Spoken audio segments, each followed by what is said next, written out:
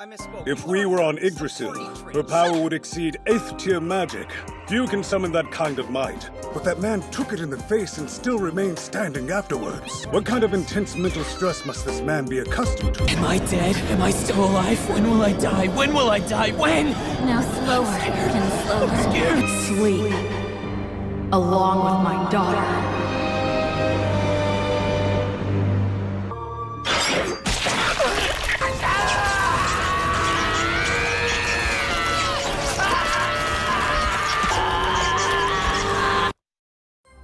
Mental health, something that has been on the rise lately in society and has always been in the forefront of anime. Many protagonists and villains alike have been shown sliding back and forth between sanity and insanity, though never has it been so absolutely clear-cut and focused as it is in ReZero and with our protagonist, Subaru Natsuki. Today's video will cover the up and downside of Subaru's sanity and how it came to be where he is now. Subaru is, honestly, unlike most protagonists, thrown into a fantasy land with no superpowers, no true cheat codes to call his own, and his own power, in fact, requires him to die and feel every single moment of just pain and agony throughout that entire process of dying. But we, the viewer, have seen him commit seppuku, as I don't want YouTube to look at me funny and demonetize me, and other things like his head kind of going boom, disemboweled, frozen, not having a good time being eaten, and so much more that, honestly, while we sympathize with Subaru as he finds ways to overcome new obstacles, we also must ask, will he reach his breaking point soon? From the first episode, we have seen that Subaru, while sane, has not been the most there mentally.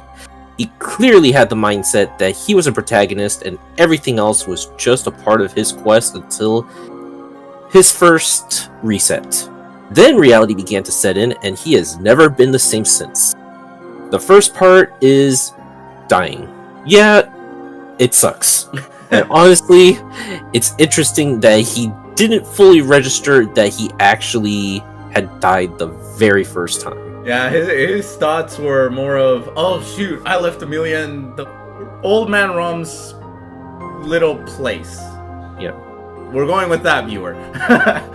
Now, he goes to her and does suffer another death, though this one is for sure like worse than the first one, since our favorite bow hunter, Elsa Greinhardt, is quite literally there, observing, enjoying what she has done to our poor precious boy, and he is just slowly unaliving. This is what truly starts the spiral that is the test of sanity through what we see later as his inferiority and savior complex, compelling him to push himself beyond all rational human limitations. The audience, us, has seen Subaru's highest and lowest moments. Yet there are still even lower lows that he could have reached. Something of a low you could say is, aside from dying from the Three Stooges, which, I mean, is kind of embarrassing, considering he got a little stabby in the back. It has to do with after nearly dying again to Elsa, and think of this. He's had the perfect week. Like, he's genuinely hasn't died, nothing has gone wrong, and everything has gone more or less, if there's the right word to put it, informative. And genuine bonding connections with these new people. And then suddenly he wakes up for excitement because he finally got that date, and everything reset without him even knowing. How do you think his mental state would take that? Because he didn't even know he died. Which, I mean, that is peaceful, you could say, but at the same time, that kind of sucks, because every hard work he had done up to that point has just been nullified. without a say in the matter or any information to tell him, yeah, this is why you ended up losing your life. Yeah, and it just continually gets worse from there.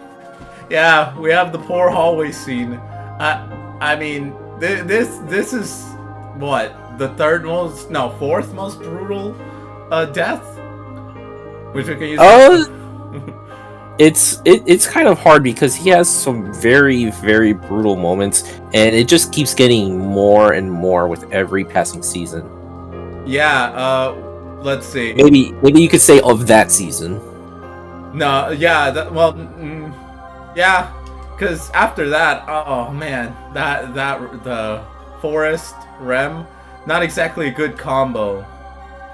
Especially with the miasma, which we haven't even gone to. Every time he's gone back in time, it always like the miasma just gets stronger, which means anyone who can sniff him out with that, yeah, he's gonna be viewed as a threat because it's just randomly going up.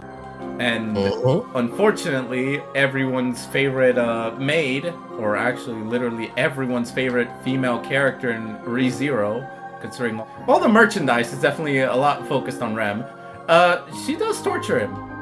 And it's kind of funny because at that moment, it's before we learn the truth about her, I can imagine so many people disliked her because of it. Because, I mean, the dude was, I believe he was tortured for hours. The anime makes it quick, but I believe in the light novels and the web novel, I think he was tortured for hours. He was. Which, I mean, honestly, I'm surprised he didn't broke right there. But, I don't know, because he started screaming like a maniac the second he saw her again in the next loop. So, you could say his sanity is already reaching such a low point. Dude, it really is. There's no two doubts about it.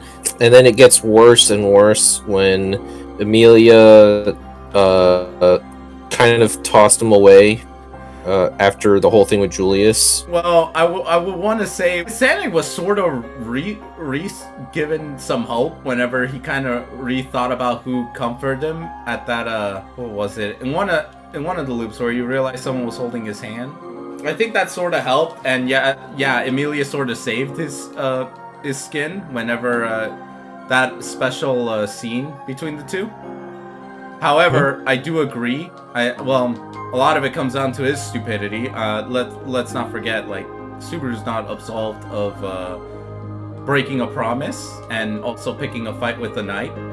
However, it didn't help when Emilia did toss him aside, because he did try to reveal what was really wrong, and unfortunately, he did it at the exact wrong moment. Not only that, a certain witch doesn't let him speak about the thing that shouldn't be spoken about.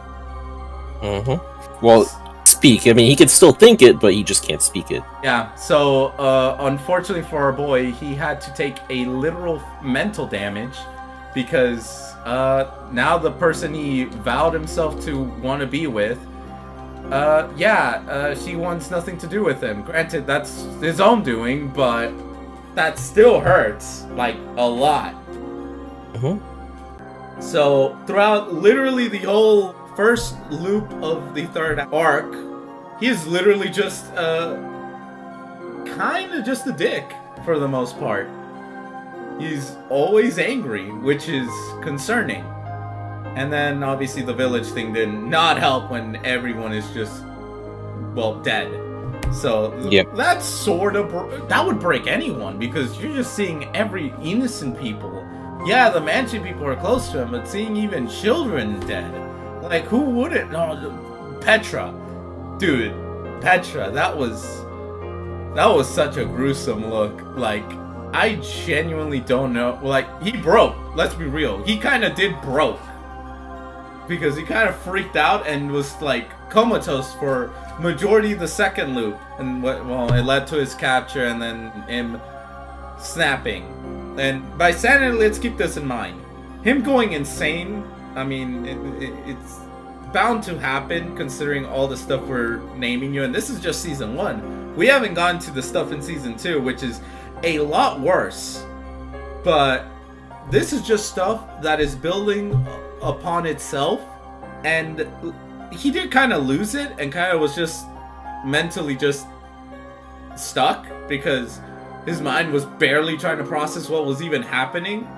And then obviously they get captured, Rem gets that treatment, and then he just snaps.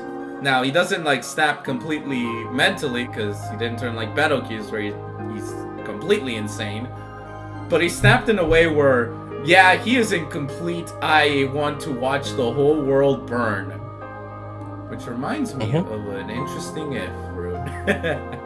But since we're in that specific loop, he makes all of the wrong decisions right there. He first is only in the self-interest of wanting revenge, and not for Amelia, which loses points with Cruz. He gets bamboozled by Anastasia. He obviously was tested by Priscilla and failed miserably. And then obviously Reinhardt and Felt are not around. So, yeah, any help he could have realistically get is gone, unavailable. And then when he goes alone, I mean, the whole white whale thing kind of went to complete other shit. And then and then when he really wants to force his way to tell Amelia, he is the reason she dies. And my golly, that probably put him the closest to breaking his sanity, because he is responsible for killing the girl he claims he loves. And he's been selfish that entire time, to the point that Puck had to literally tell him to his face that he broke 3 different rules.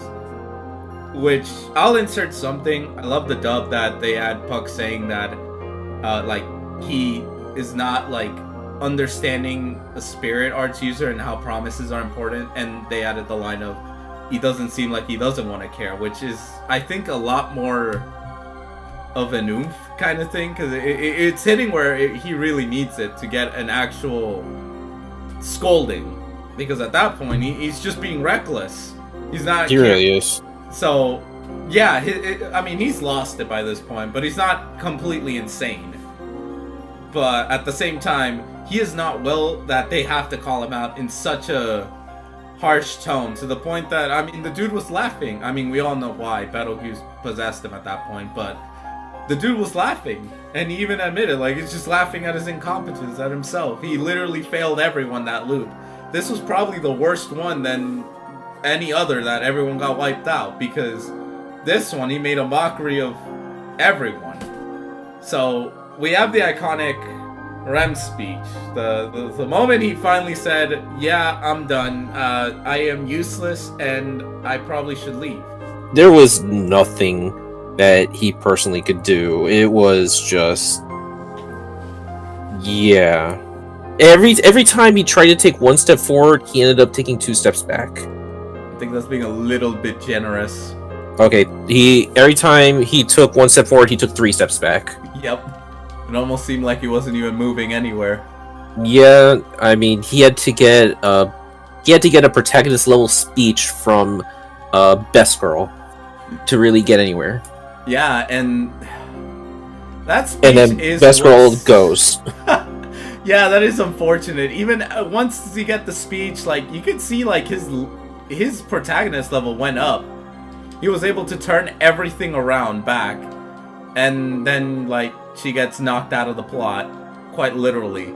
But even with that 1 fail loop, which, by the way, the web novel does 2 fail loops, actually. But, yeah, 1 failed loop against our crazy man Betelgeuse. After that, like, dude had it handled. And then Season 2, which, let's be real, I want to just say, getting killed by Elsa is already, like, twice, is nothing he hasn't dealt with that is terrible compared to being killed by Puck. But the rabbits. And that was after... And that was right after he watched his best friend Otto get murked by Garfield. Like, literally right after. So his mental state was not really in a good place at that moment. So when he sees the rabbit, I mean, obviously before, none of us really thought too much of it. Let's be real. Who would think a rabbit would be dangerous to anyone? And then, yeah, he got unfortunately molded by a shit ton of them. And yeah, that's not even a liberal use of that word. How would you want to describe it? I'll let you describe this. It was overkill of the nth degree. It was pretty overkill. Like there's no way around it. It's just, dude was honestly. Let's be real. That's probably the second he snapped. Like there's no other way of seeing it, because the dude was banging his head and he was losing it. Like he was just, because like season 3 portrays, like these deaths are just instant. It's just he dies and instantly he's back on the next loop. So his mind is processing everything that just happened, and my golly, it is like one of the worst fates to bestow upon anybody. Not even my worst enemy I'd want him to deal with that. And yet he deals with it constantly. Yeah, so you could say, do we want to say that the rabbits broke his sanity? They more broke his spirit than his sanity. But they darn near were close. But, I mean, then again, Echidna with her tea party location, like the dream world, like, that's the only reason he didn't lost his complete other marbles. And then after that, I mean, the Witch of Envy comes in after that whole discussion and that whole emotional breakthrough, because I think it's a bit interesting how Subaru reacted when when he realized that he can tell her that he returned by death. That broke him in a different way. Not his mind, but it broke a part of him that he had to kind of accept, that no one's gonna know the truth about what he goes through. And now that he can tell someone, like genuinely tell someone, that probably gave him hope in a sense. At the same time, he really didn't know what to do even after that. Well, no, because this is the first time that's happened, and he's finally able to say, I can return by death. Yep. Which, by the way, voice actors did an amazing damn job with that. I get chills when I hear that, but that's... Sub over dub. No comment. Anyway, so with the Witch of Envy in her little, like, shadow area, first of all, dude has some balls to literally tell the Witch of Envy that he would rather love any of the other witches than her, which is like, dude, she's like literally the Witch of Envy. What the fuck do you think was gonna happen? Yeah, that was not one of his better ideas. That was funny though. But yeah, I believe he was definitely losing his mind. Like he was losing his sanity, because if I recall, when it comes down to that, it's merging everything. Like that would have been a true dead end if he was stuck there any longer. Yeah, no, it was. I'm pretty sure they had stated if he really did had stayed there any longer, that would have been I mean, you had the rabbits on one side, you had Elsa on the other, and then you had all these other things on the other. He had no way around it. And then his best girl went insane. Yeah. She became a yandere. Because, I mean, that look gives off yandere vibes. And, yeah, he comes back, he learns more or less that Roswell sort of set up the cards against him, and, yeah, he kind of was left in a more, I wouldn't say completely mentally broken state, I say more of, what am I gonna do now kind of state. Like, this is gonna be a weird equivalence, but it's like if you haven't paid your taxes and the IRS are right on your door, like, what the fuck am I gonna do? Kind of thing. I know it's a weird analogy, but I couldn't think of anything else. Then again, no one wants to deal with the IRS, so yeah. No. Especially during tax season. Yeah. So, best equivalent, never mess with the IRS. But no, it took Otto to literally nearly beat the shit out of him to kind of get him to get back to focus. and then we have him get through everything on his, well, not on his own, but with allies. Yeah. And that's kind of how he overcame nearly losing his sanity too. But when it comes down to Arc 3, I mean, like I said, the deaths are not exactly fun. Because first one, I mean, I don't want to say it's more of dying per se, because everyone died the same way. Which, Sirius yeeted a kid, and they all died the same way, with their heads blowing up. But it's the fact that he had no control of the situation, and was acting exactly like her, like an insane person, thinking that this is all good, and cheering it all on. Like, yeah, I'm surprised he didn't completely lost it. And then the second one was just literally being hanged, and also feeling all of the fear. Like, the fear between the kid and him bouncing about each other, that probably should have driven him insane too, because both fears are amplifying each other, and that's obviously going to psychologically screw him over. And then the third death, I'm not really gonna say much, because honestly that's more of a Reinhardt trauma than anything else, because the dude literally had her right in her death door, and then it just so happens that she played the last card reverse Uno to everyone. So everyone suffered the getting sliced in half treatment, and yeah, Subaru kind of suffered that. So I wouldn't say that he would become insane from that, but upon dying that many times, yeah, season 3 and season 2 had like 1 year buffer period of him dying. Dying fucking sucks. Especially the ways he's dying. I mean, when you think about it, it's just, he really has it bad. He has bad luck in the sense that, unfortunately, he sorta needs return by death, as most of the situations, I don't even see anyone surviving a no-death run. You'd have to be not only on point on what's happening, but you gotta hope things actually go the way you are. As anything taught us in Season 2, he may play the exact same way, the situation, and yet everything still ended up changing regardless of what he did.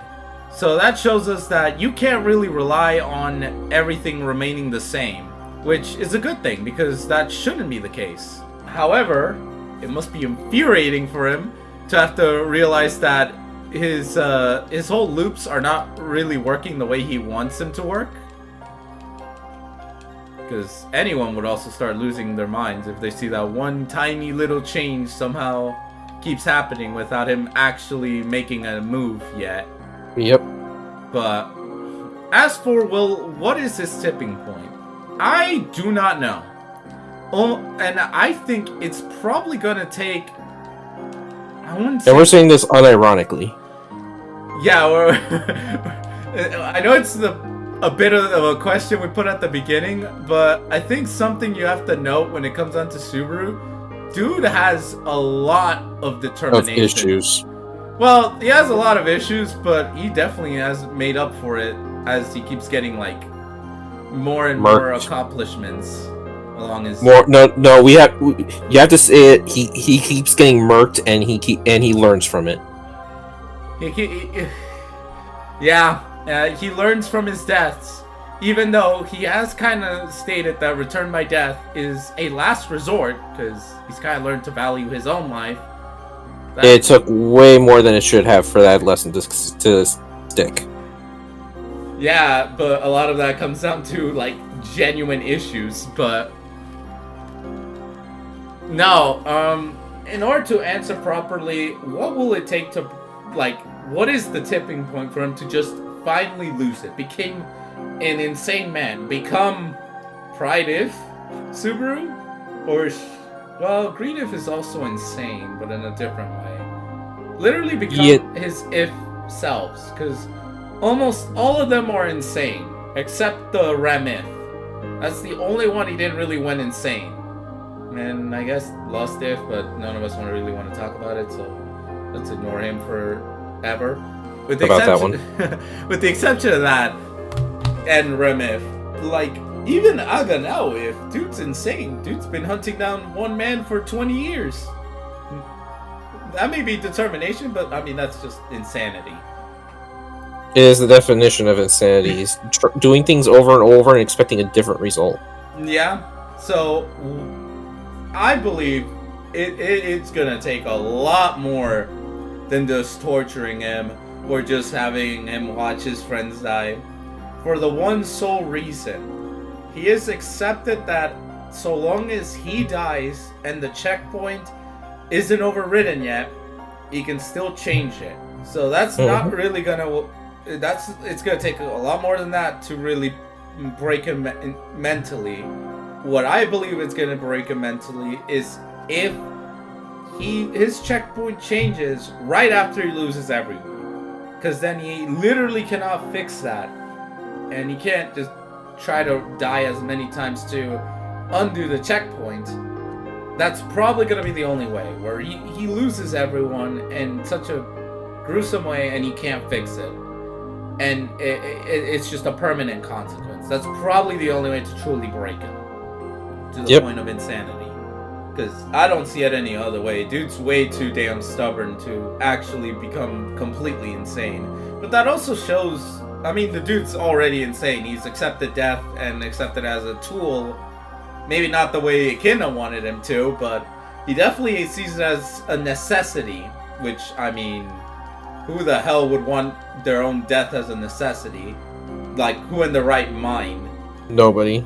So, he's already somewhat insane, but not exactly insane like Betelgeuse insane, where he's just a fucking madman. Or even his Ifrits. He's literally Ifrits. We could literally go over them. Pride If, he literally turned into a damn villain and destroyed, like, all of Lagunica for like, the dumbest, I mean, I guess dumb in our what we see about it for him is like to make Amelia the king, make himself the ultimate villain. Wrath If is literally just insane. Dude doesn't even see colors. Like, I mean, at that point, can you really trust his mental state? Nope. Gluttony, I mean, I'm not spoiling it, but dude kind of is beyond saving at this point. And then greed, and this is something to address. He can, just because he can die as many times as it takes to save someone, that doesn't mean he should. Yeah, because look at Greed If. Dude has literally no soul. Like, there's nothing for him going other than, well, death. And even death, he doesn't care anymore. He's not afraid of death, but not in the way some would think. Like, that, he's apathetic. And you don't want to be apathetic, because at that point, the world literally means nothing to one if you reach that point. Yep. And yeah, I think that's all of the Ifrits.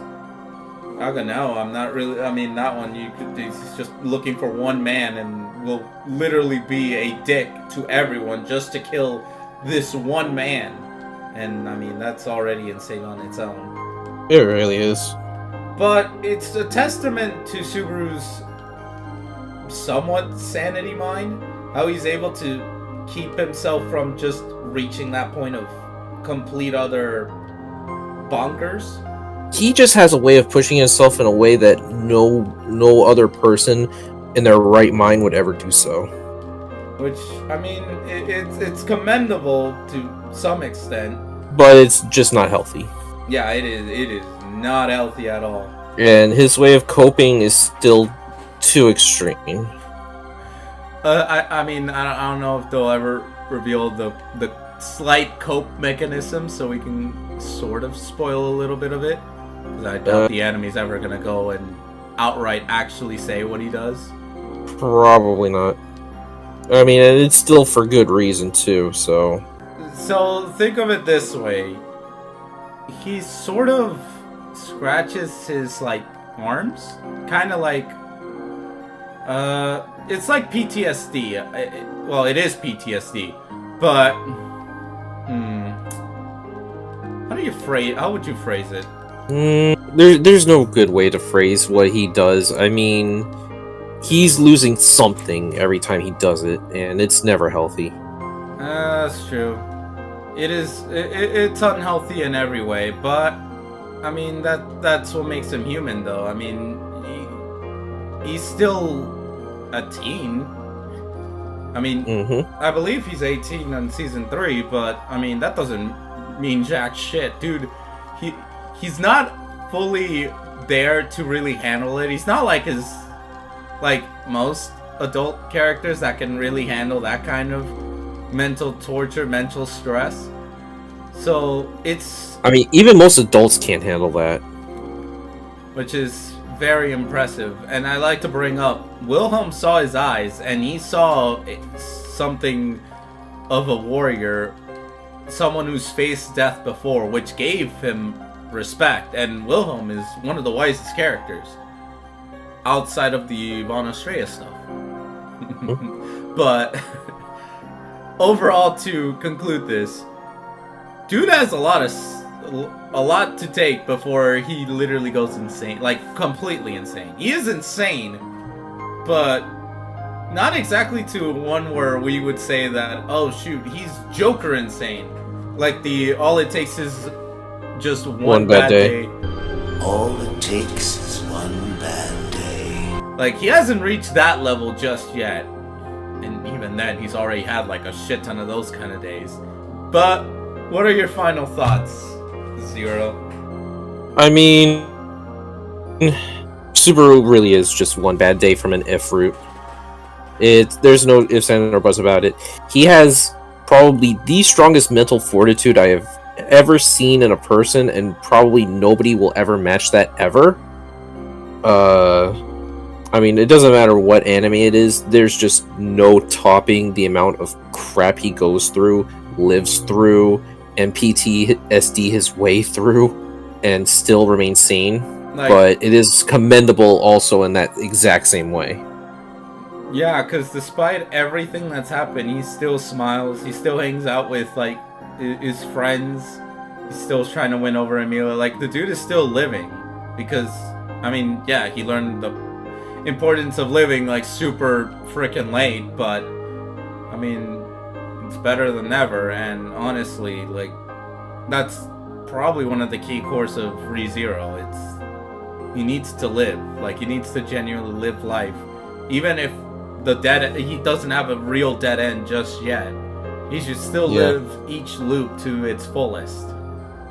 And that was the point of season 2. He has to care for himself, which is, without that, then, like you said, he would be literally one bad day away from becoming the Zephyr selves, which are all insane. Majority are insane, I should correct myself. But majority are insane. To be fair, one wasn't his fault, it was the direct cause of someone else. But it still doesn't excuse what he did in Gluttony. That is true. Look, there'll be a video for Gluttony, but to explain that, oh my god, that's gonna be insane. we need a longer script for that. Yeah, no.